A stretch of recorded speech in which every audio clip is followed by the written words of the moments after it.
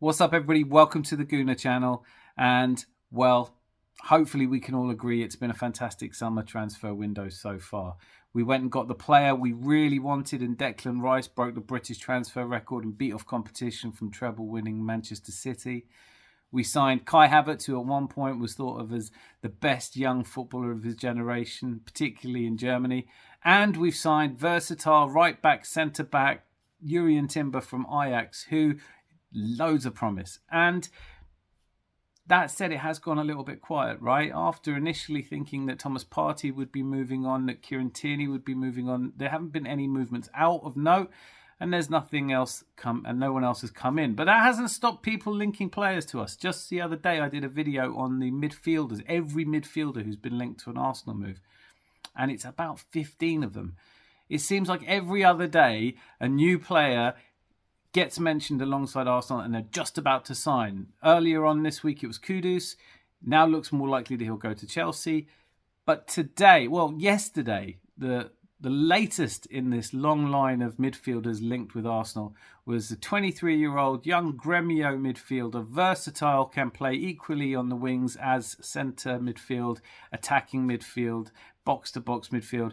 Highly regarded, and it was reported widely. The Daily Mail today joining, The Sun, Boot Room, Team Talk, Arsenal Insider, and Football London in saying this deal is about to get done. And it's about to get done by Edu Gaspar because of his broad scouting network, Brazilian connections. And he was even able to negotiate Gremio from an 8.5 million down to 6.8 million. That's the kind of fine detail. Is it true? What do we know about Bitello? Well, that's what this video is all about.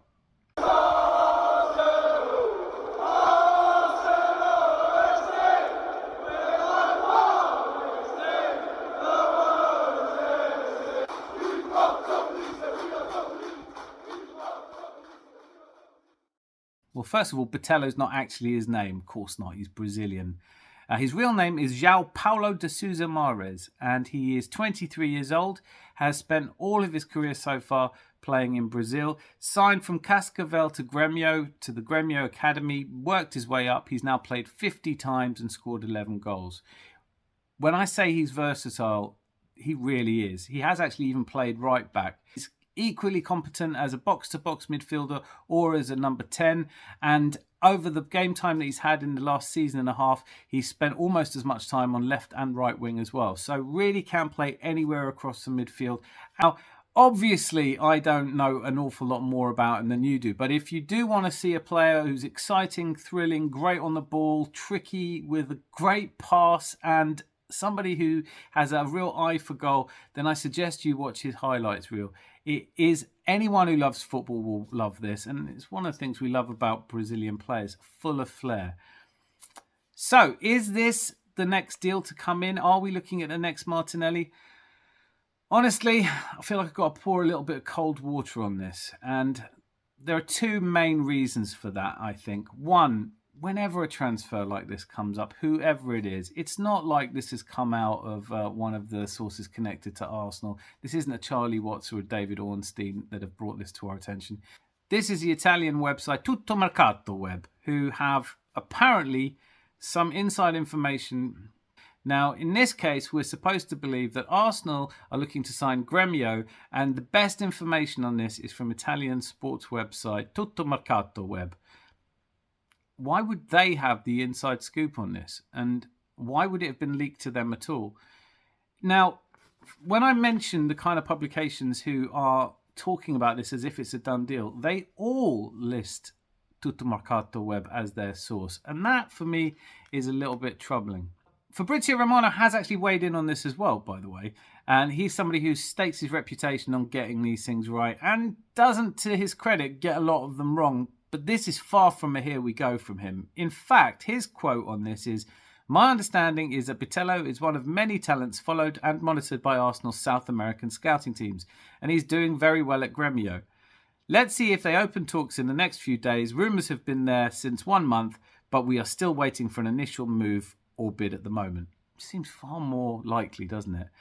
So as you can see, according to Fabrizio Romano, he's just one of the players we're looking at. And we are. There is, since December 21, the rules about signing players from the South American continent have changed. In the wake of Brexit, the British government have now made it possible for English teams to sign those players. But it is based on some factors which, in this case, would still be a flag for me. One of them is if that player has had significant involvement in Copa Libertadores or the Copa Sudamericana, then that counts towards a likely work permit application. Unfortunately, in this case, Bitello has played just 90 minutes in the Copa Sudamericana and so wouldn't necessarily be eligible. There is a way that it could work, and that would be if we guaranteed a certain number of minutes. So now we are to believe that this player, who, let's be honest, none of us had heard of about a week ago, is now going to come in and be guaranteed the kind of minutes that will really challenge across the pitch. So Kai Havertz, look out. Declan Rice, look out.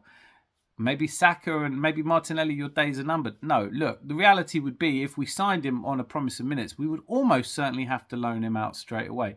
Even when Martinelli came to this country, he didn't get the kind of game time in the first season because it's a completely different culture. He's untested. It's going to take a lot of settling in, even with other Brazilians in the squad, and we are blessed. The reality here is that work permits are a huge issue. And what I find really funny about this is that Edu Gaspar, sporting director, whose network has allowed for this and whose tough negotiating style has meant that we got a reduction in the price. Well, when he first came here, he was actually detained at the airport because he was travelling on a fake passport. Now, back in 99, we signed Silvinho, and although he only spent 2 years as the interim between Nigel Winterburn, a legend, and Ashley Cole, who, still a legend, whether you love him or not. The interim period of that was Silvinho. We've got Silvinho, one of my favourite players, by the way, at the time. But when he arrived, no problems whatsoever. When Edu Gaspar arrived, he was detained at the airport because he was reportedly travelling on a forged passport. This uncovered a huge scam where agents in Brazil were doing deals with European clubs based on the fact that these Brazilian players had an EU right to play within the EU because of grandparents from the EU. In Edu Gaspar's case, he had to go back and reapply for a passport. I believe he got an Italian one because of his father's father. And so he did obviously come and play at Arsenal. But it seems unlikely to me that Edu Gaspar is going to make any mistakes around work permits. So this is something that hasn't happened to us as a club since. We haven't been involved in anything like this. But it's really hard for me to see where Bitello would qualify for a work permit to play in this country. And so the reality is, if he is signing, if it is imminent, if he is on his way and he's going to put on the Arsenal shirt, it would probably only be a very short amount of time before he's being loaned out so that he can get the minutes. The same way Marquinhos was. And that's another thing I would say. For every Martinelli that you uncover and spend only 8 million on before he becomes a 100 million rated player, it's not a given. Playing for Gremio, although they are a good team, it's not the same as moving to an entirely new continent. He's still only 23. Be a lot to ask of him.